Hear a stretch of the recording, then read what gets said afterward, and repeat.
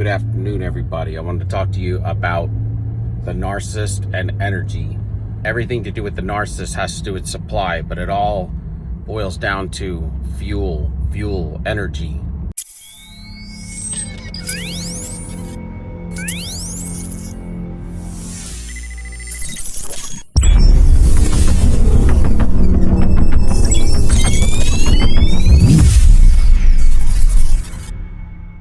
You know how like the new currency is energy, and to some degree there's something to say about that, because if you are completely drained, when you are drained, you are depressed because you can't do anything, and then depression, weakness, and draining turns to hopelessness, because if you're tired all the time and you have no motivation because you have no fuel, no energy, you're rendered damn near dead. You know, a lot of ways they control you, take you over, hijack you by taking every source of supply, energy, fuel from you. If they take all of your fuel away from you, then you're kind of rendered still, you know, like you can't move. And energy is the new currency. It's a big deal. When you break it down, energy is everything, a lot of people say. I mean, anything that moves uses energy. Anything that you do takes energy. Making good decisions every day takes energy. You know, you're gonna make bad decisions if you're not gonna be sharp.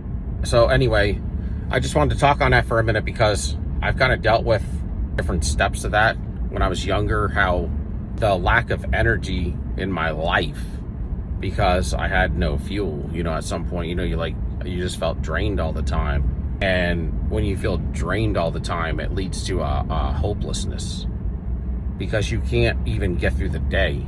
A lot of times you're gonna meet people, it's your energy is what leads a lot of people to you that are narcissists and narcissistic. You are on a narc frequency, and I kind of wanted to talk about that for a minute.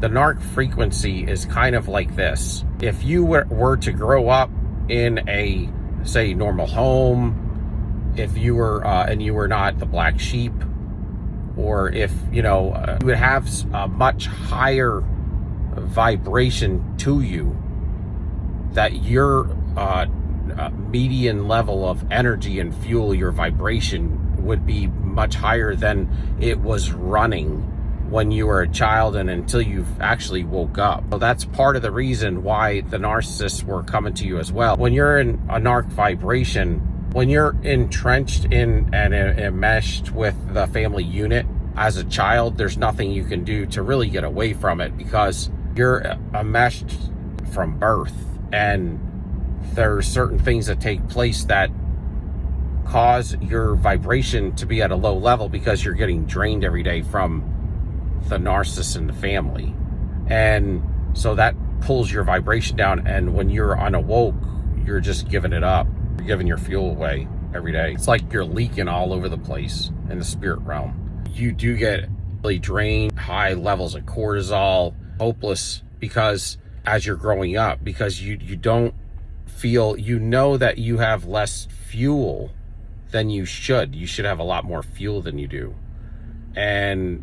But you don't really understand why your level of fuel and energy is so low. But after waking up to this, you'll realize that it was so low because you had a lot of people plugged into you. And as a child, you were also, like a lot of people say, they're narcissists are very unhealthy people, and they are opposite of humanity. Anything that you need, you're never going to get. And the one that gets the brunt of this in anything when it comes to any kind of help in any situation is the black sheep or the scapegoat. So then you go from the family unit to meeting your new spouse, or whoever you decide to get married to, or your girlfriend or boyfriend, whoever I'm talking to here. Just fill in the blank. But that's, you know, where I say that, you know, they just pass the baton, or the baton gets passed, whether they like it or not, from the narcissist hierarchy, meaning the matriarch, patriarch in the family unit, to now to your spouse, your boyfriend, your girlfriend, whoever it is. then it just continues. The curse continues because you're still asleep, or, you know, or you're powerless because you're just coming out of the enmeshment of the family. The enmeshment of the family is different than the enmeshment with the love partner. It's like a second stage to the trick, man. It's like, you know, when they say the game's all changed and rearranged. You know, a lot of people don't talk about this, but I am. When you come out of the narcissist family unit, you would think that when you're dealing with like the same stuff, then you would kind of like this would kind of like wake you up. But it really doesn't, because you were enmeshed with the family unit from day one. So it's, you know, that they're weird and they do stupid things and they make life difficult and they, you know, they tell lies, whatever it is. But you don't know why. When you find out, if you do not find out about narcissism for a long time, but you will find out with your love partner at some point, at like the gray rock method, that eventually I found out on my own without ever finding out anything about narcissism. Way before that I had realized, but then I'd forgotten. It's like I went back to sleep because I kind of partially woke years ago, and it was kind of like this. Start to realize at some point, if you're keen, that if you just shut up when the narcissist argues with you, you're better off. And you also want to see, like, can this individual fight with themselves? At some point in my 9-year marriage with the borderline, well, I believe she was a borderline. I shouldn't be diagnosing, but whatever. You can read that DSM-5, and if you have kind of any sense, you kind of gauge it pretty good. When I was in a 9-year relationship with my ex-wife or whatever, I started to realize after about, I don't know, it was like 5 or 6 years of it, that I could just come home and there was going to be some sort of argument. I didn't even have to do anything. And I was going to get baited into it. But this is because I was with her like every day. And the borderline doesn't like to let you leave from their sight, typically. They have a lot of abandonment. I mean, I don't know what to say. They are, in my opinion, they're very clingy. When it comes to the borderline, I was around her so much that I started to realize that I'm going to come home and there's going to be an argument within, 10, 15 minutes. So I just started to get to a point where I'm just going to shut up. And I started to do that. Like, I pretty much was gray rocking. And I noticed that it was better for me. But I didn't know why it was happening. I just knew that that's what was happening, and if I acted a certain way, that it would be better for me.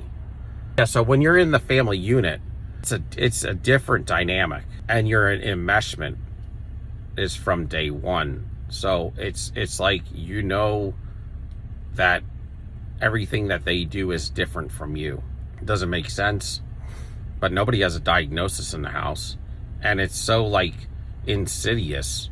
And you can't really pinpoint it because it comes from there's if you look up narcissistic red flags, they're everything. I mean, there's everything evil is narcissistic in the way they operate is probably 500 red flags or something, You can't really pinpoint in narcissism without some sort of help, generally speaking. When you get into the love partner relationship, that's a whole nother dynamic. That takes a whole nother good number of years to figure out. So when you start to figure it out, the first thing for me was the gray rocking, to realize that it was a word salad. Things would turn into word salad when we get into arguments and things. Could never get to the bottom of anything. So that's the thing.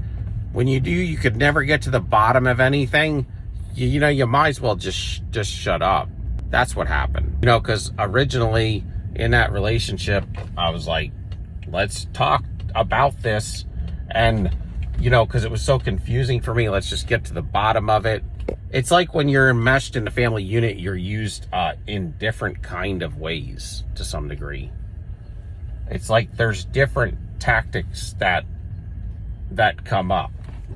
It's just a different type of energy. It's weird. Like, that thing I did catch on to is she was a lot like my mother, you know. So then I started to really have to think things through, like, man, this is like starting to remind me of like psychology or something, man. Like, did I actually pick somebody just like my mother, you know?